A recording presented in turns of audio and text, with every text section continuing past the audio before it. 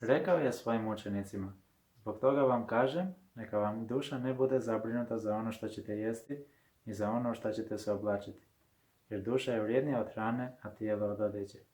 Pogledajte gavrane, one ne siju i ne žanju, nemaju riznicu ni spremište, a Bog ih hrani.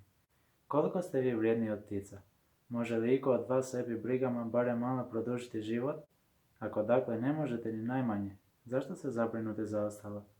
Pogledajte ljiljane koje rastu, ne rade, ne pletu, a kažem vam da se ni Salomon u svojoj slavi nije oblačio kao jedan od njih. Ako travu na njivi koja danas jeste, a sutra se baca u peć, Bog tako oblači, koliko će više vas malovjerni.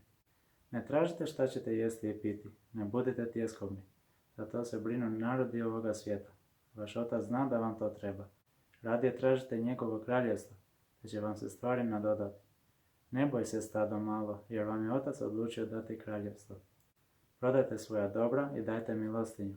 Načinite sebi novčanike koje ne stare.